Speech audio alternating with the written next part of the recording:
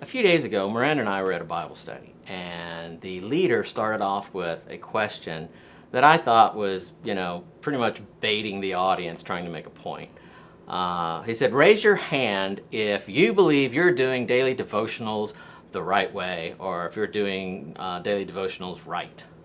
Yes, and it felt as if you raised your hand that you were going to just tell the whole world that you had it all together and your morning devotional time was perfect and you never missed a day. Yeah, it was sort of again, like a baited question, and I tried to argue with him for a little bit, I was like... Yeah, it was a pretty heated discussion. There were Yeah. but ifs and there were yes buts, but he wasn't having any of that. The question was, are you doing your morning devotional time right? And I know he's trying to make a point. I get it. That's what he's trying to do. But it did make us think a little more about the perspective of, are you doing your devotionals? Are you doing something right or wrong? And it felt like in the group anyway that it was always kind of focusing on, are we doing something? Are we doing something? And since we're talking about like practical, everyday, how to live Christianity, I thought Miranda came up with a good perspective of what was really going on. Well, I finally, rather awkwardly, it felt like I raised my hand. I'm like, all right, I'll be the one who says I'm doing it right. And there was more discussion after that. And finally I said, before we move on to the next thing we're talking about, I want to clarify why I raised my hand, because I didn't want to be seen as a person who was all self-righteous about doing morning devotions right. Because I'm sitting there next to her and like, okay, so here's my wife, the, queen of daily devotions, raising her hand. Yes, So anyways, I want to clarify, the reason I had raised my hand was there was actually this empty seat that was next to me at the table we were sitting at, and I pictured Jesus sitting there, and we meet with him when we have morning devotions, right? And so I couldn't look him in the eye and tell him that when we met for morning devotions that he was not doing it right. I couldn't do that. I couldn't picture that look on his face, and so I had to raise my hand, because when I show up for morning devotions, God is doing it right. It's not about whether or not I do it right. God's doing it right, and that's it. Yeah, and which I thought was kind of flipping the whole thing around, because I know the leaders around like, are you doing it right? What are you doing, and how are you doing? And then you were saying, God shows up, it's right. That's right. About 25 years ago or so, when I was in my 20s, I bought a devotional book, and it's one of those books that has a single page for each day of the year. And of course, I started out with good intentions, right? I was going to read, of course, every day that year, right, throughout the book.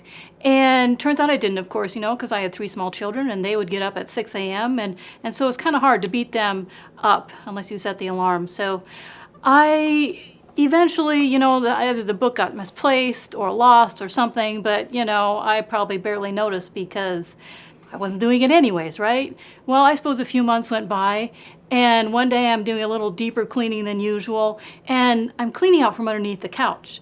All the toys and cereal bowls and who knows what collects underneath the couch when you have 3 small children, right? So I'm cleaning out from underneath there, and I find that devotional book. I'm like, oh, would you look at that?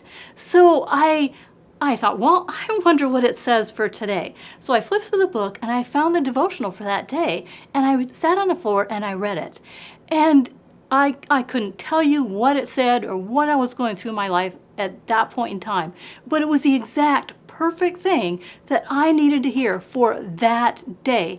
And so I knew that God showed up at that moment in time, even though my months of my ignoring morning devotional time, he showed up that day for me with the exact thing that I needed to hear. And so it's not about what we are doing, even though I'm sure God would appreciate if we did show up every single day, no matter how busy we are. And it's not about the 10 minutes, and it's not about the 1 hour. It's not about the more. It's about God doing more for us. Yeah, exactly, which is really what I liked about flipping the whole thing backwards, and not so much are we doing this or they're doing it, but what is God doing? And it's like the guilt you can get into when you have a missionary who shows up and says, well, I did 2-hour daily devotions every day at 3 in the morning, and that's how I came to be the spiritual giant I am. And, that's just, some of us 3 in the morning is not the time to do that kind of thing, you know? So we're talking about the daily living, simply, practically, like the salt we're talking about. If you show up, and that's where we say everything happens. You in the presence of God, the two of you together, that's where everything happens.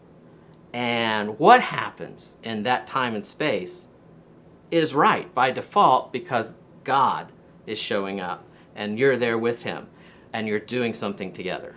Right, and he's the one that does for us. I mean, take for example, he's the one that created you, right? So, but what if, for the point of illustration, we could actually create someone like God does, okay? And so now we're a lot of us are parents, right? And so the kids are created in a sense, but we all know that when the kids reach a certain age, there's no way we can make them be who we think that they should be. You know, oh, I think you should go to school and be a doctor or a teacher or a race car driver. You know what, they've got a mind of their own and they're going to decide what they're going to do. Okay, so imagine, if you will, that you have the creative ability of God and you're going to create someone and you decide that this person is going to be a lawyer. And so when this infant is born, you see him as a lawyer. And other people will just see him as your typical newborn infant, right? Who cries and you feed him. And then they see him as a 6-month-old, a 1-year-old, a toddler. And he's off to first grade. And then he's off to high school and he's off to college and law school. And he graduates with his law degree. And then he sets up practice as a lawyer. And then he works as a lawyer for 30 years.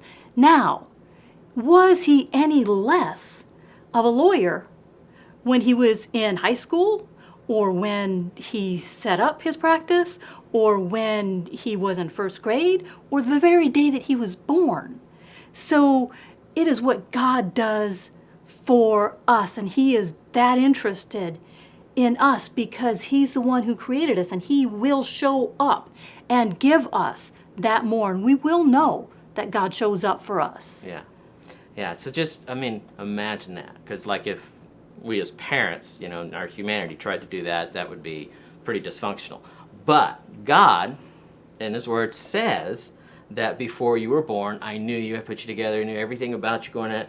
And so when you came into existence, you were every bit as much the day you were born what he created you to be as you were living that purpose fully later in life. Which is, are you any less of what you were created the day you were born, or 10 years down, or 20 or 44, whatever age you happen to be at the moment?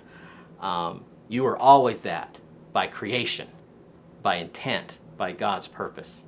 That's what he created you to be. Right. It's not so much, I must do this and I must do that and I must so that I can be perfect in the sight of God. You know what? We are already perfect. He created us perfect. And it is a gradual process that he takes us through till we finally become who he has created us to be. But we are always that perfect being that the day that we were born. That's how he sees us, because that's how he created us. Yeah. So in like when I was teaching Bible and everything, I had this thing at the end of a class or sometimes in the Bible study, and I called it the big deal, so what, who cares? And the idea being, so what's the point here? You know, why is this important? Well, for me, number one, it isn't what I do, it's what God does. That's what makes it right. Me showing up and us just putting ourselves in his presence, that's all we can do. God does everything else. How can that not be right?